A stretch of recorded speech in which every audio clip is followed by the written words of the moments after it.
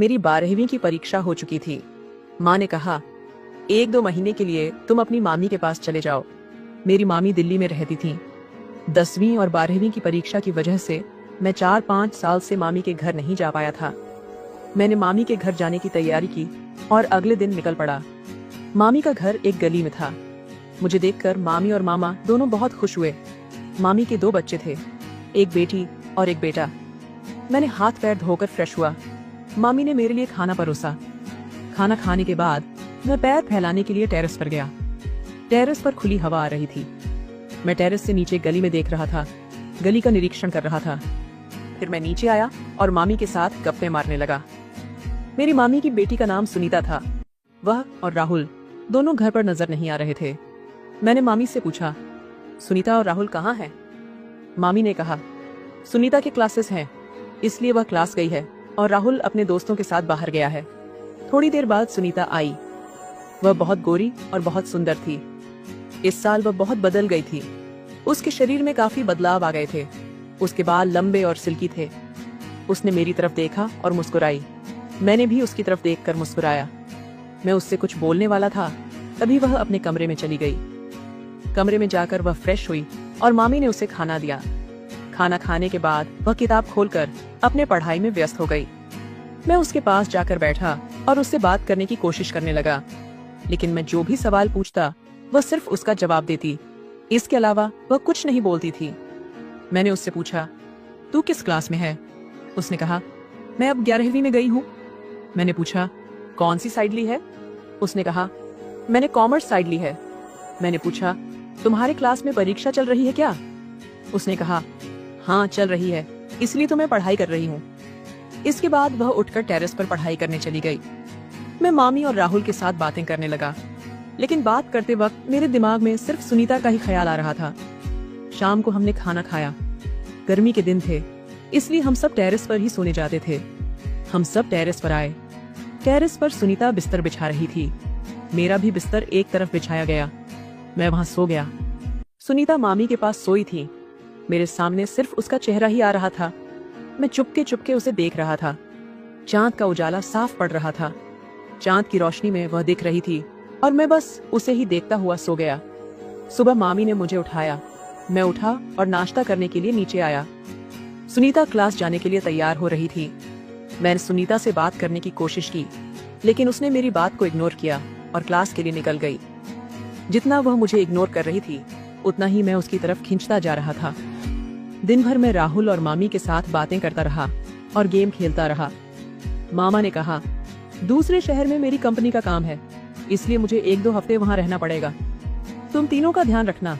मैंने कहा, हाँ मामा, चिंता मत करो, मैं हूँ। मामी ने मामा के लिए नाश्ता दिया।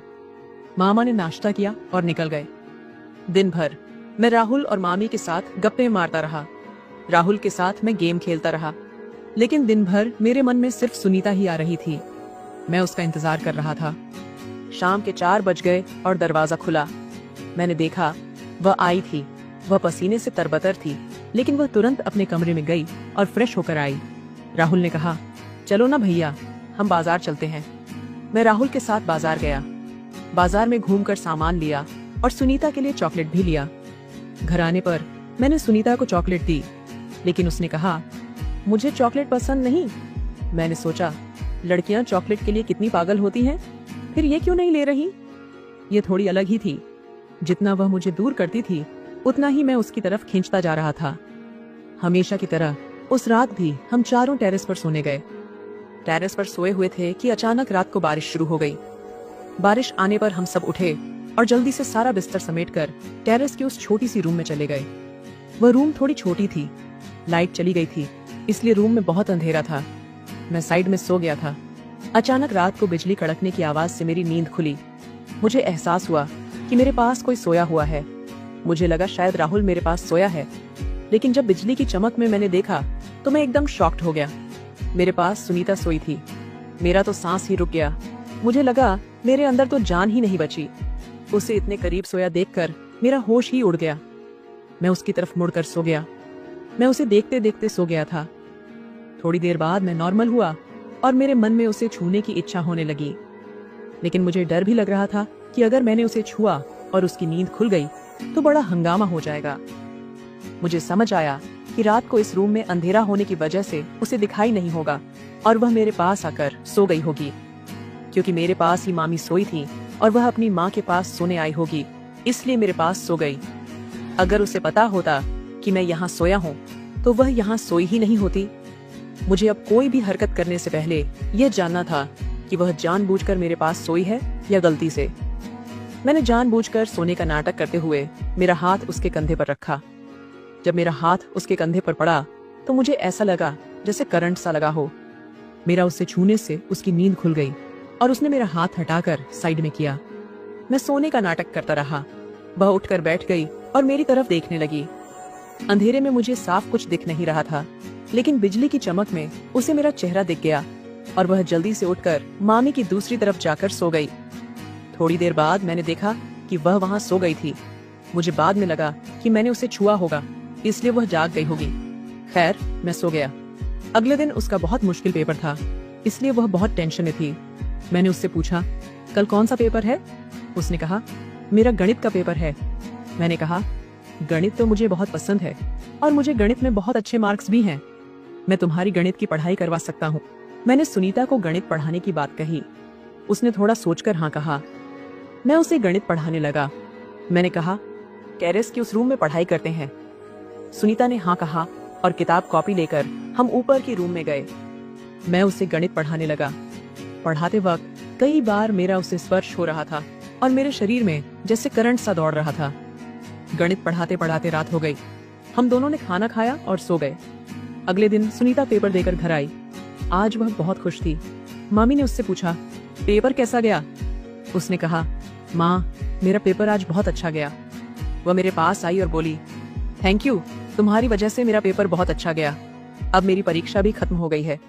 अब मुझे कुछ दिन की छुट्टियां मिल गई हैं। ये सुनकर मैं बहुत खुश हुआ।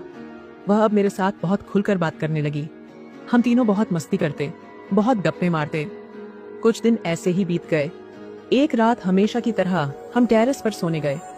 सोने के बाद अचानक बारिश शुरू हो गई। फिर से सारा बिस्तर समेटकर हम उस छोटी सी रूम में गए। वहां बिस्तर बिछाया और हम चारों सो गए। रात को अचानक मेरी नींद खुली। मुझे फिर से लगा कि मेरे पास कोई सोया है। मुझे लगा शायद राहुल मेरे पास सोया है, लेकिन बिजली की चमक में मुझे दिखा कि सुनीता मेरे पास सोई है। मैंने सोचा, अब ये मेरे पास क्यों सोई है? सुबह अगर मामी ने उसे मेरे पास सोया देख लिया तो क्या सोचेगी? मैं उसे उठाने की कोशिश करने लगा, लेकिन डायरेक्ट उसे उठाना नहीं चाहता था, इसलिए मैंने जानबूझकर उसके कंधे पर हाथ रखा। उसने मेरा हाथ हटाया, उठकर बैठ गई और मेरी तरफ देखने लगी।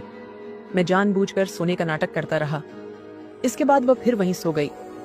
मैंने सोचा कि मैं कहीं और जाकर सो जाऊं, लेकिन वह रूम छोटी थी, इसलिए वहां और कहीं जगह ही नहीं थी। मैं दीवार की तरफ मुंह करके सो गया, लेकिन इसके बाद मेरे मन में न जाने क्या क्या आने लगा। मैं फिर से उसकी तरफ मुंह करके सो गया और मेरा हाथ उसकी कमर पर रख दिया। उसकी कमर पर हाथ रखते ही मेरे मन में एक अलग सी फीलिंग आने लगी।